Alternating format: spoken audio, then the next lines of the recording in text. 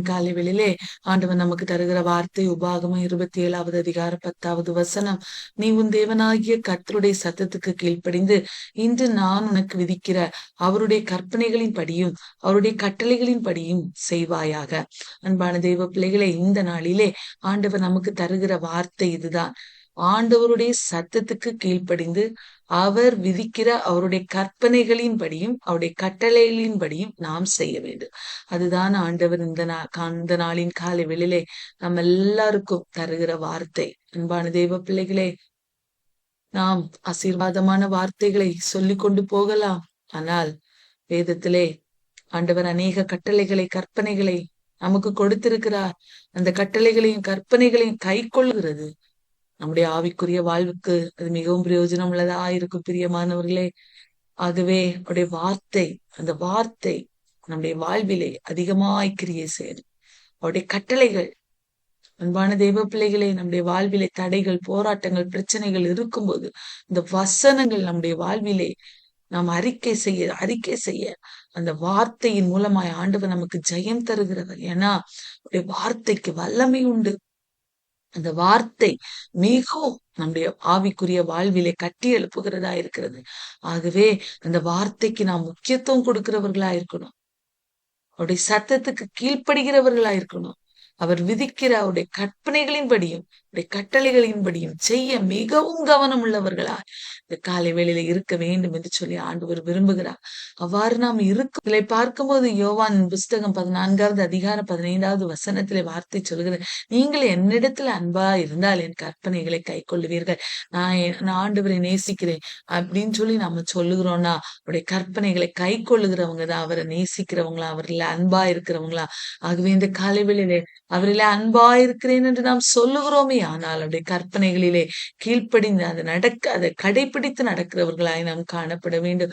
யாக்கோபு 1வது அதிகாரம் 22வது வசனம் சொல்லுகிறது, திருவசனத்தை கேட்கிறவர்களாய் மாத்திரமல்ல அதன்படி செய்கிறவர்களாயும் இருங்கள் என்று வார்த்தை சொல்கிறது. பிரியமானவர்களே, அந்த வார்த்தையின்படி செய்ய நம்ம மிகவும் கவனம் உள்ளவர்களாயிருக்கணும். ஏன்னா நம்ம கேட்ட வேத வசனங்களுக்கு எல்லாம் ஒரு நாளிலே கணக்கு ஒப்புவிக்கப்பட வேண்டும். ஆண்டவர் நம்மிடத்துல கேட்பார், இப்படியெல்லாம் நான் உனக்கு போதித்தேன் அல்லவா, இப்படியெல்லாம் நான் உனக்கு வார்த்தைகளை எழுதி கொடுத்திருக்கிறேன் அல்லவா, நீ அதுக்கு ஏன் கீழ்ப்படியவில்லை, ஏன் நீ எனக்கு நேராய் உன்னுடைய செவியை சாய்க்கவில்லை என்று ஆண்டவர் கேட்க வேண்டிய அந்த சூழ்நிலைமைகளுக்குள்ளாய் நாம் கடந்து சென்று விடக்கூடாது. பிரியமானவர்களே, திருவசனத்தை கேட்கிறவர்களாய் மாத்திரமல்ல அதன்படி நடக்கணும், அதன்படி செய்கிறவர்களாய் இருக்கணுமா. அந்த காலை வேளையிலே ஆண்டவரிடத்துல அந்த கிருபையை கேட்கணும். பிரியமானவர்களே, ஆனா பிசாசு கர்ச்சிக்கிற சிங்கத்தை போல விழுங்கலாம், எவனை வேத வசனத்திலிருந்து புரட்டி போடலாம், அந்த வார்த்தை அவனுடைய கிரியை செய்யாம பண்ணணும்னு சொல்லி பிசாசு தந்திரமாய் சுற்றி கொண்டே இருக்கிறான். சுற்றி கொண்டு அவனுடைய தந்திரங்களை நாம் புரிந்து வேத வசனங்களின் மூலமாய் அவனை ஜெயம் பெறுகிறவர்களாய் காணப்பட வேண்டும்.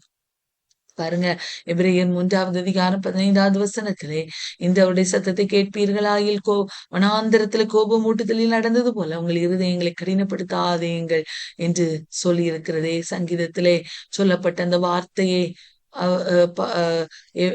எபிரேயர் புஸ்தகத்தை எழுதின ஆக்கியோன் அவர் எடுத்து இதிலே காட்டுகிறார். வனாந்தரத்திலே இஸ்ரவேல் ஜனங்கள் ஆண்டவரை கோபமூட்டும் போது அவருடைய இருதயத்தை கடினப்படுத்தி ஆண்டவரை கோபப்படுத்தினார்கள். இந்த காலை வேளையிலே நம்முடைய வார்த்தைகளை கேட்பதற்கு நம்முடைய இருதயத்தை நாம் கடினப்படுத்தக்கூடாது. அவருடைய வார்த்தைகளை கேட்க நாம் கீழ்ப்படுகிறவர்களா, இந்த கட்டளைகளின்படி நடக்க நம்மை ஒப்பு கொடுக்கிறவர்களாய் நாம் காணப்பட வேண்டும்.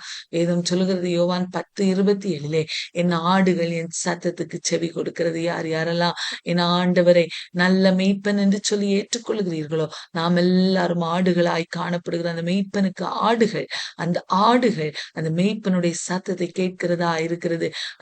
அந்த மெய்ப்பன், நீங்க ஆடு மேய்க்கிறவங்களை நீங்க பார்த்திருப்பீங்கன்னா தெரியும், அவர் ஒரு சிக்னல் கொடுப்பாரு, ஒரு சின்ன ஒரு சத்தத்தை கொடுத்து அழைத்த உடனே அந்த ஆடுகள் எல்லாம் ஓடி வருகிறதை நாம் பார்க்கிறோம். பிரியமானவர்களே, அதே போல நம்முடைய ஆண்டவர் நம்முடைய நல்ல மெய்ப்பனா இருக்கிறார்.